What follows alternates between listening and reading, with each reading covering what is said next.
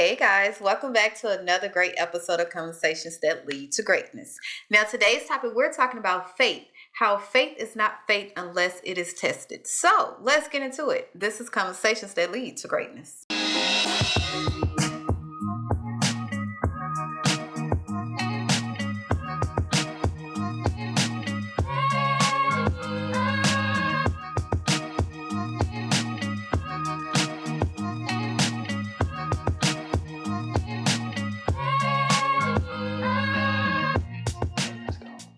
My name is Akeisha Smith. And I'm Lester Smith. And welcome back to our marriage podcast where we educate, motivate, and inspire you to break free of your limiting mindsets in marriage, faith, and finance that hinders your ability to create the life you desire, okay? Mm-hmm. Today we're talking about faith. And we have prayed like we always do and let God direct and lead this episode, okay?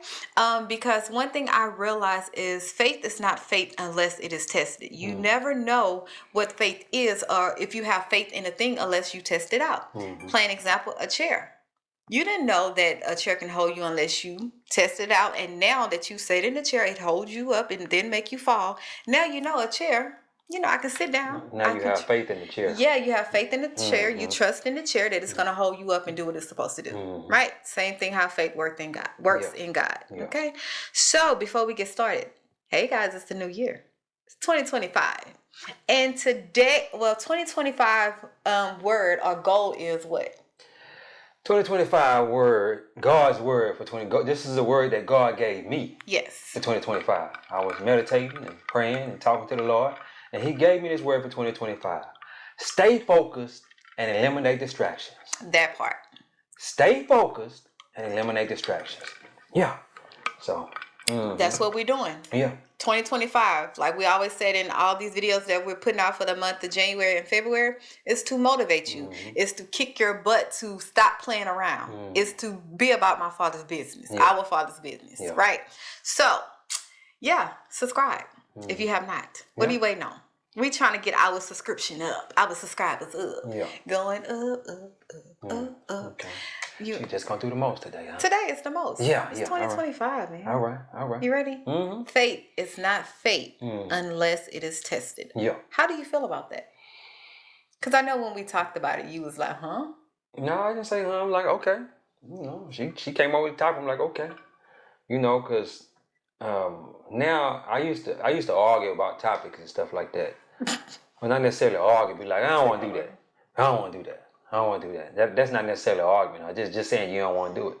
So now, when she give a topic, because let me say this, we don't study for this stuff. We've done much studying over the years as far as reading books, reading the Bible, and all that. So this information that we're giving y'all is off the dome. You know, it's from God. You know, God drops it in our spirit. We might say, "Oh, God just dropped it in my spirit" when we say talking on these episodes. So, you know, when she said faith, it's not faith unless it's tested. I'm like, okay, all right. So I'm beginning to just say, okay, all right, and I just let the Lord drop something in my spirit whenever we on these episodes. Yes. Yeah. And when we talk about faith and being tested, it's like we have to go, like, you know how I said we go to glory, like there's levels. Oh, I mean, why you got this big ass canister up here? Because I got to get my water in by any means necessary. This is my... What if you have to pee while we're making the episode? Well, you know, I just got to hold it. I mean, hey, wrap this thing up. I just noticed that. I was like, bro. I was surprised you didn't say that at first. That's why when I set it down and opened it, you didn't say that. We normally try to take everything off the table. You know what I'm saying? She got this big, and you can see how big the canister is. That's 30 ounces. That's a 42, ain't it? Is it 42? 32 or 41. I don't know, but I need to add some more ounces to it because I do 2 of these a day. Just saying, I need to add my It's really supposed to be 3. Hey, 2. 3 will be a gallon of water up there. Well, listen. But anyway, go ahead. Yes. So you know how we go from glory to glory, right? There's levels to it. And when we're talking about faith, there's levels to your faith. Because it have to be tested. You have to go through a pressing, a season of the pressing of going through certain circumstances, going through certain situations in order for you to overcome it so your faith can be strengthened, right? So even with us, one thing we, like for the past 2 years, our faith has been tested, right? Because we always say when you step out and depend 100% on God, listen, you're no longer doing anything in your own strength, but your flesh is it's like at war. Yeah. Your flesh is at war with the spirit, your spirit man and your flesh man. So it's gonna be it's almost like you want to step in and tell God what to do. Well, God, if I do it this way, I can do it, it will be better this way. But when you submit yourself to God and you let him lead and take the lead of your life, it's like, okay, let me suppress self. Let me die to myself every single day. And it's uncomfortable. So then it tests your faith because it tests your ideology of what you experience or what you know, right? It tests your intellect because so often we look at things through our intellect, not through the spirit. And because we do that, our faith wavers because we have a little doubt there. That's when the faith starts wavering. Doubt, big doubt. Yeah, but even a pinch of doubt, just a pinch of doubt can cancel out all your faith.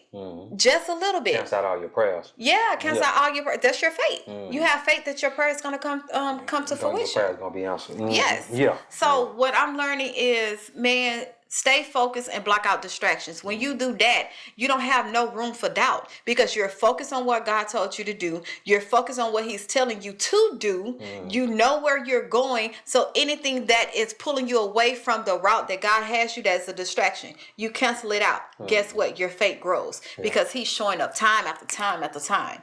Because why? You in alignment. You in alignment. Yeah. So yeah. Man. Faith. Stay focused and eliminate distractions. Yeah. I often think about the Israelites when they were walking through the wilderness. They didn't stay focused. And because they didn't stay focused, they didn't eliminate the distractions. And guess what? A journey that was supposed to take 11 days took 40 years. 11 days. Let's think about that. 11 days took 40 years.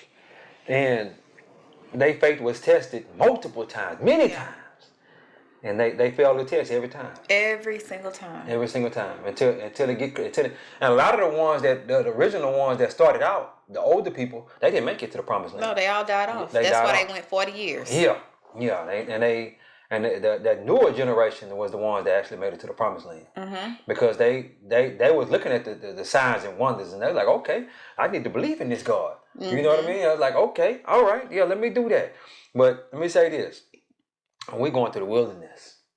We're going through the wilderness right now. And we're on our way to our promised land. You know the crazy part about it, you don't know how close you is to the promised land. There's a scripture in the Bible, I can't think of where it says, do not become weary in doing good. Yeah. But at the proper time you will reap a harvest if you do not give up. If you faint not. If you do not give up, you will reap a harvest. That's the promised land. Your promised land, you're going to reap that harvest if you don't give up. But so many times we just give up. Our faith get to wavering, like, Lord, I don't know how I'm going to get this bill paid. I don't know how I'm going to get this done. I don't know. And just give up. My faith was tested many times. Yeah. Over these last 2.5 years. Because I was, so used to just going to work and making money. But let me tell you something. Flowing in. Yeah, the money is just flowing. So let me tell you this, though. Well, when the money ain't flowing like it used to flow, and you depending 100% on God, and you depending on those customers, because because ultimately God sends those customers to you. Yep. You understand what I'm saying? You may think that is everything that you doing, and now I'm putting myself out there, I'm marketing, I'm all that. God send them people to you. He sent them to you. He just tell you the things to do in order to get them to come to you. Right. That's all he do, and then he put it on their mind. Hey, go ahead and buy this from such and such, or go ahead and buy it. That's how it works. And and me, I was tested so many times. I was like, man, I just need to go back to work. Just go back because I'm good at being an employee, but I ain't became good at being an entrepreneur. Yeah. As far as being 100%, I did side business. I always had a side business where it's DJing, selling stuff on eBay, all that kind of stuff. I always been good at that on the side. But when it comes to a full-time thing where you just doing your main source. Yeah. You got something to fall back on. Exactly. So, it's like, okay, it's being tested now. It's being tested. Yeah. And the reason why it's being tested so you can so you can get used to the feeling of trusting God, of having faith. You can actually put the scriptures that you quote every single day, right? Affirmations and all that, put that to the test. You can actually put that to work, right? It's not just me saying it or proclaiming it, but I'm actually walking it out in my life. So that is why our faith have to be tested, because it then tells us where we fall short at. Like, it's almost like, well, God, I thought I was had this thing. Like, I thought I overcame this thing. I overcame this doubt of confidence, and I thought I overcame it. But when it's time for me to put that faith to work, when the test came, I realized how far I had to go. So now I can go back to the drawing board. Now I see what I need to work on. Now I see what is a thing that the devil can use to distract me, that the devil can use to get me distracted and throw me off. Now I see that. So now I have something to fight with. So a lot of times when our faith is being tested, we have to get in our mind what it is. It's not that God is mad. It is not that we sin, that we did something wrong. You know what I'm saying? We automatically go through the negative part of our faith being tested. Yeah. But it's in actuality, you have to go through it to overcome. Yeah. And then your faith, you have now information, and then that information turned into faith. It's like, I remember back then. I remember when I didn't know this was going to happen. I didn't think I was going to be where I'm at now. I didn't think I would be living the prayers that I prayed back then. Now, that's faith. It's like, now I understand. So when I'm going through, when situations is telling me no, when people is telling me no, when I'm telling myself no, I can always go back then. Like, man, God, you did it back then. Why can't you do it now? Yeah. So I have faith in that. So 2025, man, listen, stay focused, eliminate distractions. Yeah. Your faith have to be tested. It have to be tested. Yeah. So get that in your head. Yeah. Like, just to say, God, what did it say? I believe. Just because you believe doesn't mean the devil's gonna come. The devil believed too. Yeah. He believe. Trust me. He know the word better than you. Yeah. He was up there with God. He was a high-ranking angel, so he know all the little tricks and schemes, right? So he's going to do everything in his power to make you doubt your faith in God, to make you doubt how much you trust God. He's going to do everything. Everything in his power. Yeah. Yeah, he just swung some stuff at us in the last 2.5 years. I'm like, bro, you just really tried that, huh? And some of the stuff be so you like where you at in life right now, you like that didn't even faze me, bro. How did you thought that was gonna work? You know what I mean? But a person that mind wasn't right, it would have probably took him out. You know what I mean? I remember not too long ago we had some insurance checks come in, and my faith was tested on that. It was definitely tested. The insurance checks that came in, we had a tree fell on one of our Airbnbs, and they sent us a nice little sum of money, and put the checks in the bank. And started spending it. You know, they said your money is available, so I started spending the money immediately. And the next day they took the money back. They said we didn't endorse because you have to put your name, the business name, and have to get the endorsements from the actual owner of the property, which is the bank. Well, you own the property, but the bank have to endorse it also. The bank that you have your loan with. Yes. So we had 2 endorsements, but not the third, and that was my business. I didn't have that endorsement on there. So I took the money back. Woo! Took it back. So even that put the account in the red because they took the money back because I had already spent some of the money. So I had to go take some money from another account and put it in that account to bring the account back to positive, and wait another week for them to send the money back to us. Yeah. The faith was tested. Let me tell you what happened that morning. When I woke up that morning, I looked at my bank accounts. I normally check my bank accounts in the morning and this and that. See what. That's one thing I recommend that you guys do. Check your bank accounts every day, so that way you can see if anything's coming out of it that's not. What am I trying to say? That's not right. The bank maybe double took some money. Stuff like that. When you don't check your accounts but once a week or once every 2 weeks, you can't slip by you. Yeah, it slip by you. You be like, hold on, what the hell was that? You know what I mean? But I checked the accounts that morning, and I looked at it, I'm like, okay, the money has been withdrawn back. So, as people, we get these thoughts coming out of our mind, like, I might have did something wrong and this and that. But immediately, I say, okay, Philippians 4, verse 4 through 8. I started reciting that over and over again. If you don't know what it is, I recommend you go check it out. But it say, do not be anxious about anything.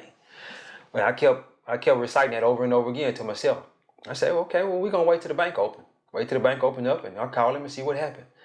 And I called him. I was reciting it. I even recorded it on my phone. Recorded myself saying it on my phone. Weapons. So that way I can hear it the whole time until the bank opened up. Now, mind you, this is 5 o'clock in the morning when I got up. 5 o'clock. The bank opened to 9. So I got to listen to this for 4 hours and keep myself uplifted. I called the bank. She say, yeah, you didn't have that other endorsement on there. You talking about somebody's faith was tested that day? But the Lord told me later on that day, he said, my son, you passed that test. That was a test of your faith. You passed that test. He said, because you stayed uplifted. You didn't get a negative thought and this and that. You cast that down immediately. I mean, immediately. You did that. And I'm proud of you, son. You just told me that. I was like, okay. I got goosebumps just talking about it. But I'm like, man, my faith was tested that day. It's tested. And then when I told you, it was like, oh, man. Yeah, Lord, we're not gonna worry about it. No, it's yeah. Because I looked at it as, God, you made a way. Yeah. Like it's almost like when you're getting blessed or when you're walking in blessings, you have to expect something to happen. Yeah. You have to expect the devil to come and throw something in your pathway. It's like an expectation, right? So it's like this was the expectation, like, okay. But it's already mine. Yeah. The devil can't take nothing that is already yours unless you give it to him. Yeah. And we're not giving you that. We're not giving you the satisfaction. We're not giving you our peace. We're not giving you our joy. We're definitely not giving you our worship. Because it's just a situation. And what I learned in these last 2.5 years is like, what do you worship? Yeah. Are you worshiping your problem, your situation, your circumstance? Are you worshiping God? And the more I lean on God, the more I'm like, God, it's not for me to understand. I'm not even trying to understand it no more. But I'm going to worship you because you said in your word that you would give me a peace. Yeah. So if you give me your peace, I'm not focused on the outcome because I know it's going to be good.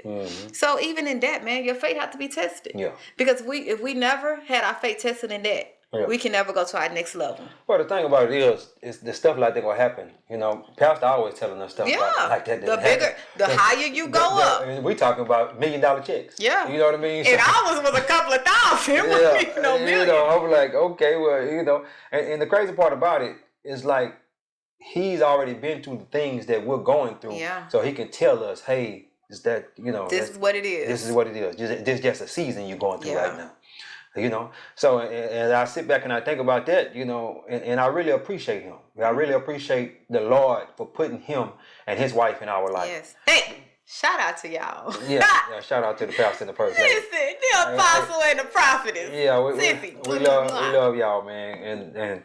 And the Lord, man, let me tell you something. The Lord knew that my faith was going to waver. It didn't waver 1,000,000 times since I retired. But as I go to church on Sundays and just listen to the word, listen to what he's saying and whatnot. He's a man, he's an entrepreneur, he's got his own business, this and that.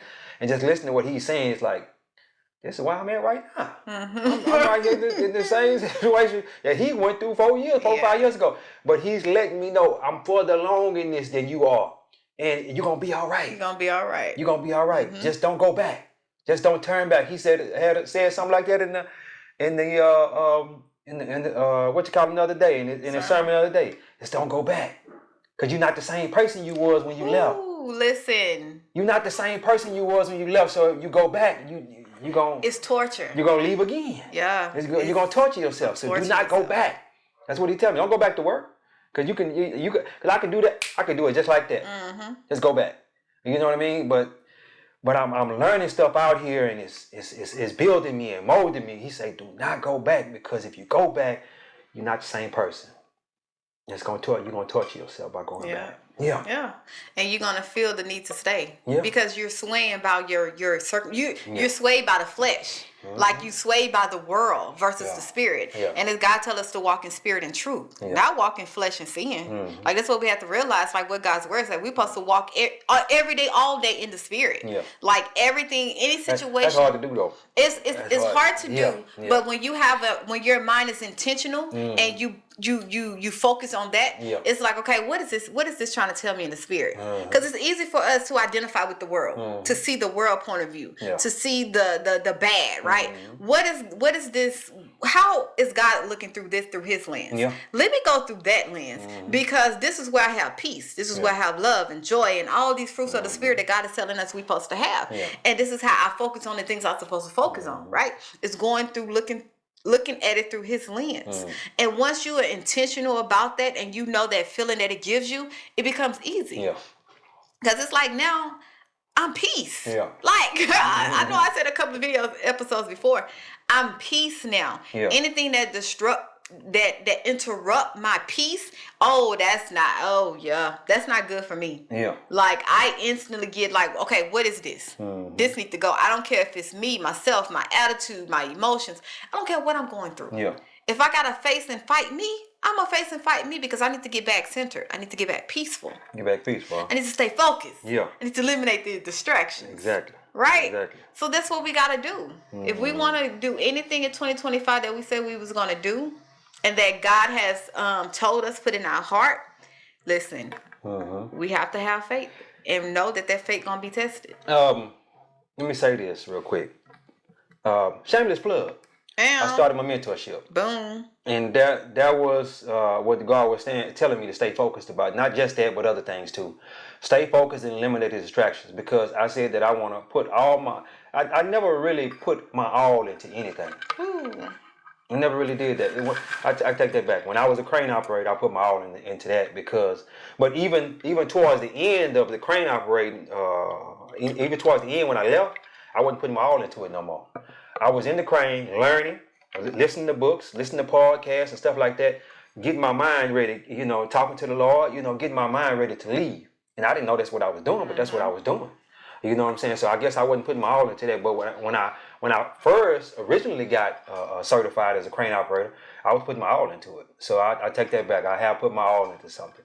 But I never put, let me say, 100% focus on anything. As far as I'm going to focus on this, I always try to have everything scattered everywhere. She'll tell you, I'll be over here doing this. I'm over here doing Turo. I'm over here doing eBay. I'm over here I'm over here trading the stock market. I'm over here doing that. But I've never really just been focused, try to focus on one thing and see if I can make a go at that. And God told me that's what he want me to do. So because I know that's what he want me to do, I want to try to stay focused on that. I'm not going to try. I'm going to do. I was going to say I don't like trying. I'm going to do. I'm going to stay focused on that and put all my effort into that and see what happens. See what happens, because that's what he told me he want me to do. So I got a mentorship.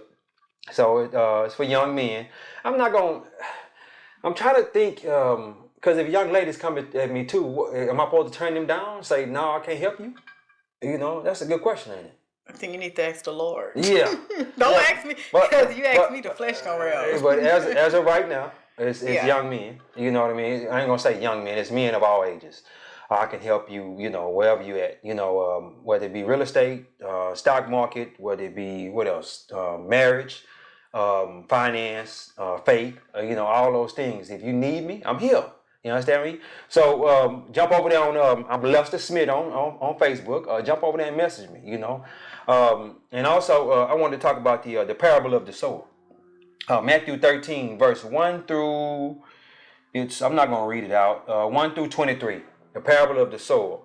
And it also in the parable of the sower, Jesus speaks about the different types of people there are. One is a person who the seed fell on rocky ground and nothing comes up. One is a person who fell on soil, on the top of the soil. I think it was right on top of the rock, but it couldn't go deep. It didn't have any depth. It didn't have any depth. So when the weeds come up, they choke the plants out. And you have the other one, which is the one that don't grow roots. I think that was the one where Satan come up and steal it. Yeah. Yeah. So I said all to see is go check it out. It's a good story. And basically what's being said is we'll try to stay focused on, we'll try to get focused on certain things, and we'll try to, what am I trying to say? Use our faith to, you thought I was getting off topic, didn't you? I did. We'll try to use our faith to conquer certain things and whatnot. But if we don't get rooted in the word, that part. if we don't get rooted in the word, check the parable of the sower out. That Satan gonna come up and try to immediately, well, he's not gonna try to. He's going to immediately take from you what you just heard. Yeah. Yeah. So get rooted in the word. Even when we try to, let's say we try to go and try to learn something new. We'll try to maybe go take a course, or we might go try to read a book. What happens immediately when you try to do that? Distractions come up. You get sleepy, somebody call you. Yeah, distractions come up. You get sleepy, somebody try to call you like, oh, I just want to just go lay down on the couch and watch TV. You can, even when you try to, it's January, it's the beginning of January. We go to the gym.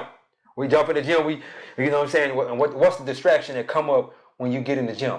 You get sore. Mm-hmm. You immediately, that's Satan telling you, oh, you're going to always feel like this. He all in your head. You're going to always feel like this. Don't listen to him, because you're not going to always feel like your body got to get used to this new movement. Mm-hmm. Your body got to get used to this new movement. Don't listen to him, because he's going to distract you from that goal body that you want. Yeah. Mm-hmm. And even when it goes to eating, because a lot of people, they think they really just focus on their eating. Mm-hmm. When you switch up your eating, cut carbs, and all this, listen, headaches going to come. Yeah. Mood swings going to come. Mm-hmm. Like, that's going to come. And what did it say tell you? See? Mm-hmm. Look at that. You know you're not feeling good. You don't need to do this. Maybe you need to eat a little carbs. You know what I'm saying? But just know it's change. Change is uncomfortable. Yeah. So if change is uncomfortable, when you make a change, it's gonna be uncomfortable. Yeah. Period. That doesn't mean it's not for you. Well, some people don't know that though. That it's gonna be uncomfortable because they never change. They just been pretty much the same all their life. So we're telling you now. Yeah. It's going to be uncomfortable. It's going to be uncomfortable. Yeah. And your faith is going to be tested. That is uncomfortable within itself. Yeah. Mm-hmm. But guess what? It say without faith, it's impossible to please God. Oh, yeah. You know? Hebrews 11 verse 6. Mm-hmm. Oh, my God. Yeah. What's up? Nothing. Without faith, it is impossible to please God, because anyone who comes to him must believe that he exists and that he rewards those who earnestly seek him. Let me ask you a question. Do you want to be rewarded? Because I do. I do. Inheritance. I want to be rewarded. So I'm gonna earnestly keep seeking God on a daily basis. Test my faith, Father. You know what I mean? Test me and see, oh Lord. Test me. I need to see if my faith wavering myself. Exactly. Don't test me, because let me say this. What we expect, what we believe in God for in 2025, that's gonna be some testing going on there. There's gonna be some testing. The big test was in 2024. But 2025, I understand we might be walking into our promised land. We might be walking into the harvest, but still going to be some faith being tested there. Because as he gives us certain things, as he releases certain things to us, because it's already ours in the spirit realm. Mm-hmm. It's already ours. And all those things we just got to get on vibration with that. We have to get on the alignment with what's ours. You understand what I'm saying? And as we get on alignment with that, our faith gonna be tested, because we're gonna be feeling so good about what just happened, about what the Lord just gave us, and then here comes Satan.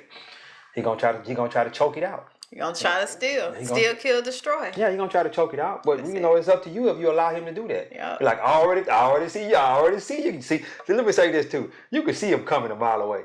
You know what I'm saying? You're like, okay, I see what this is. Let me immediately get off of that. You know what I'm saying? Get back over here, because I'm happy right now. You know what I mean? Because he tests you with the same thing. Yeah. Let the Bible say that there is no testing that is not like that's known to man, meaning that Satan can't test you or tempt you with anything that he didn't tempt Jesus with. Yeah. So he is testing. There's nothing new under the sun. Yeah, there's nothing new under the sun. Mm-hmm. So what he tests and tempts, it's everybody. You're not special. Yeah. Like it's the same tricks and schemes that he tests and tempts everybody else, right? So you're not special. Yeah. So once you identify, like, man, it's nothing new under the sun that Satan is going to bring my way, you can easily spot it out. Mm-hmm. Like, that's why I always tell people, man, as women, don't live by your emotions. That is the number one. That's the hardest thing to do. That is the hardest thing to do. That is the number one thing that Satan used for women. Yeah. Emotions. Mm-hmm. Do not listen, because we got so much going on in our body, the hormones and all that, and we want to make that as an excuse. That is the number one thing he used. Do not live by your emotions. I'm a witness to that, and I fall short at times. But when I realize like this is what it is, this is not what we finna do. Yeah. Like you're not finna have control of my emotions. Why am I sitting here mad? Yeah. Why am I sitting here just sad and mopey and depressed? Why? Yeah. Ain't got nothing in my life to be sad, mopey, depressed about. Yeah. That's how you know that's an attack. Yeah. Because when you can't pinpoint nothing or why you should feel that way. Yeah. And you don't understand why you feeling that way. It's just all of a sudden came over you. Yeah. Yep, that's an attack. It's an attack, man. It's an attack from Satan. It is. You know? And a lot of times too, you got to. So I want to talk about this for my married couples, my married people. Satan is trying to attack your sex life too. I whispered when I said that. Why did you whisper though? He'll try to attack that. You know what I mean? Your intimacy. And you. It's up to you if you allow him to do that. Yeah. You know, and a lot of times he'll try to attack through the woman. Through the woman. My wife know what I'm talking about.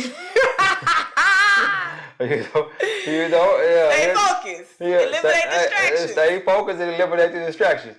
Let's go ahead on come together, tighten each other up, and get back to business. Get back to what we're supposed to be doing. We're supposed to be, uplifting God and walking this journey and all that good stuff. But I love when Paul said in what is that? 2 Corinthians 7. I can't remember. He just say, y'all come together, take care of each other, and then get back to business. Get back to doing the Lord's work, huh? Yep. Because that has become a distraction. He say the flesh is weak. You understand what I'm saying? He said, if you like me, I hope that everybody could be like me. Paul was Sullivan. He said, I hope everybody could be like me, but if you're not like me, it's better to marry than to burn with passion. That's what he said. And I recommend everybody. What was that again? Man, we ain't gotta go through all that. I need to make sure they know about this though. But you can talk a little bit. No, I'm not gonna tell them. I'm not gonna tell them the whole thing. I just want to tell them where it's at.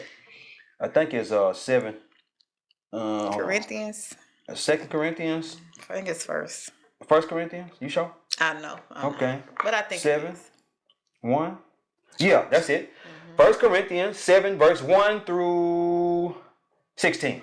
1 Corinthians 7 verse 1 through 16. Go read that. That is concerning married life. That's what it says. I definitely recommend you guys, all my married people, go read that, please. It's the crazy part about it. If I was a pastor or apostle or whoever marrying these people, I would make them go read that first. I actually would probably read it to them. You know what I'm saying? Make sure they got it. You know what I mean? So and I'm not gonna marry y'all until y'all read that. Yeah. And understand. And get an understanding. Exactly. Hey, what I would do, I say, hey, read this as a part of your premarital counseling, and then we all come in and we have our marriage counseling. We're gonna discuss that. Yep. We're gonna discuss that because y'all not gonna stay together and y'all don't follow that. It's for word. You got to follow it word for word. What you trying to look down at it for now? You ain't want to look at it before? Because I already know it's the same Corinthians. Yeah, y'all got to take care of each other and then get back on the Lord's work. We made an episode. I'm about my Father's business. Yep. We about our Father's business. So I remember a little while back, my wife, she tried to stop doing these YouTube videos. I'm like, no, we're not gonna do that. I ain't trying to stop. Yeah, you say. I was like, let's take a little break. She said we need to take a break. We need to take about a 2-month break. Tell everybody to take a break. No, we don't take no break doing the Lord's business. So let me ask you a question. Let's say you had a pastor. He just said, I'm gonna take a 2-month break. He can go on a sabbatical. He can go for a week. You need to come back. I need you. You know what I mean? You know what I'm saying? What happened when our pastor left? We needed it. So if you're a person that comes and watches our YouTube channel regularly, we don't want to go 2 months without making an episode. So if something like that ever do happen, something happened to us because I'm not allowing her to quit on me. Anybody quit. We need to get in. So we don't at least upload one. We need to upload at least 1 episode a week. At least 1. We upload 2 a week now, so that's it's 52 weeks in a year. Oh, okay. 52 weeks in a year, so that's 104 episodes. 104 episodes. So that's what I need every year. But at the least I want to do 1 a week. At the least, I need the people to say, well, Lester and Keisha was always there when I needed them. But anyway. Yes. So yeah, guys, faith is not faith unless it is tested. Yeah. Right. Yeah. And the word for 2025: stay focused, eliminate distractions. Yeah. Yeah. That's it. We'll have to do an episode on that. Stay focused. Because you keep going to that. Yeah. I guess so. That's the next episode, I guess. I think we'll have to do that on the next episode. Because let me say this. The Lord gave me that. He gave me that. He say, the things that you're asking me for and the places you're asking me to take you, I need you to stay focused and eliminate distractions. And I'm asking him for a whole lot. For one, a senior living facility.